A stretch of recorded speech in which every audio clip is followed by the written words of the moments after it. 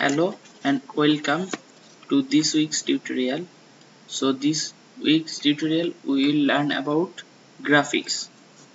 So আমরা Excel এ অনেক ভালো এবং সুন্দর গ্রাফিক্স এর কাজ করতে পারি। তো যেটার মাধ্যমে আমরা আমাদের ডাটা বা আমাদের যে ইনফরমেশনটা রয়েছে সেটাকে অনেক সুন্দরভাবে আমরা তুলে ধরতে পারি। তো প্রথমে কি করব?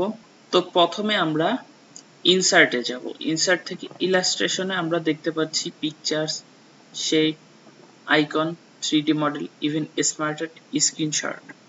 তো প্রথমে আমরা শেপ ক্লিক করে যে কোনো একটা শেপ নিয়ে নিই। তো যখন আমি শেপটা নিচ্ছি তখন খেয়াল করলে দেখবেন যে এরকম একটা আমাকে সাজেস্ট করবে যে কতটুক প্লেস আমার শেপটা ক্যারি করবে। তো আমি এরকম একটা শেপ নিতে চাচ্ছি, সো দিয়ে দিলাম। তো এরপর কিছু সাজেশন আসবে ফরম্যাট থেকে যে আমি কি করতে পারি। এখান থেকে চেঞ্জ শেপ করতে পারি, তারপর কালার চেঞ্জ করতে পারি, ফিল চেঞ্জ করতে পারি, তারপর আউটলাইন বা বর্ডারের মতো করে আমি অন্য একটা কালার দিতে পারি, যেমন এখানে ব্লু দিলাম। তারপর এটা আমি আরো চাইলে ওয়েট বাড়াতে পারি।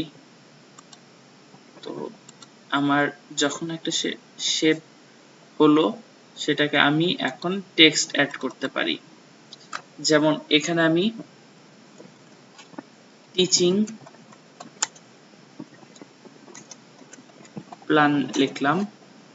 এখন আমার কাজ এটা ফন্ট অনেক ছোট হয়ে গিয়েছে, আমি এটার ফন্ট বাড়াবো 24 এন্ড আমি এটাকে মাঝামাঝি নিয়ে আসবো। তো এরপর আমি যা করতে পারি, ইলাস্ট্রেশন আবার গিয়ে আইকন দেখতে পারি। এখন এখানে আমার আইকনে অ্যাক্টিভিটি যেটা উপরে আমি বেস করে আইকন সিলেক্ট করব। তো আমার আইকন টিচিং রিলেটেড কিছু একটা বা কমিউনিকেশন রিলেটেড কিছু একটা। এই যে আমি এডুকেশন খুঁজে বের করেছি, যদি না পাই তাহলে এখানে সার্চ দেওয়া যাবে। তো আমি যেহেতু টিচিং প্ল্যান সিলেক্ট করব, তাহলে এটা আমার ভালো একটা আইকন মনে হচ্ছে। তো এটাকে এখন আমি রিসাইজ করে ধরেন আমি এখানে দিয়ে দিলাম এবং এটা আমি আবার অ্যাডজাস্ট করলাম আমার সুবিধা মতো। তো মোটামুটি এটাকে আমি বলতে পারি যে আমার একটা সুন্দর গ্রাফিক্স এর কাজ হয়েছে, যেটার মাধ্যমে আমি আমার একটা ওয়ার্কবুকের টাইটেল এবং একটা আইকন অ্যাড করেছি। এরপর আমি আবার এখান থেকে অফিস অ্যাড-ইন এ গিয়ে আমি অন্যান্য আরো অ্যাড-ইন কিনতে পারি। আচ্ছা, আমি আবার ইলাস্ট্রেশনে ফিরে আসি। এখানে আমি পিকচার অ্যাড করতে পারি অথবা স্মার্ট আর্ট। স্মার্ট আর্টে আমি ধরেন একটা প্রসেস বা একটা লিস্ট করব। আমি যে এই লিস্টটা ধরেন আমি করলাম। এই লিস্টে আমি প্রথমে মনে করেন আমার টিচিং প্ল্যানে ফিজিক্স রয়েছে, তারপর রয়েছে ম্যাথ, তারপর রয়েছে কেমিস্ট্রি, দেন বায়োলজি। এখন আমি এটাকে ইনসার্ট করে দিচ্ছি।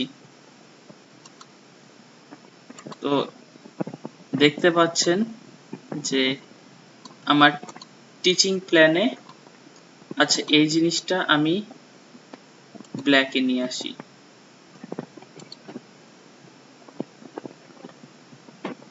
ওকে, তো এখন দেখতে পাচ্ছেন যে আমার মোটামুটি একটা টিচিং প্ল্যান ওয়ার্কবুক বানানো হয়ে গিয়েছে। এখন আমি এখান থেকে আরো ইনসার্ট করতে পারি, যেমন এই যে ছবি, তারপর আরো 3D মডেল বা কোনো স্ক্রিনশট। তো এর মাধ্যমে আমি আমার একটা এক্সেল ওয়ার্কবুকে অনেক সুন্দরভাবে ভিজুয়ালাইজ করতে পারি বা অনেক গুছিয়ে রাখতে পারি, যেটা আরেকজনকে বুঝাতে আমার হেল্পফুল হবে। Thank you.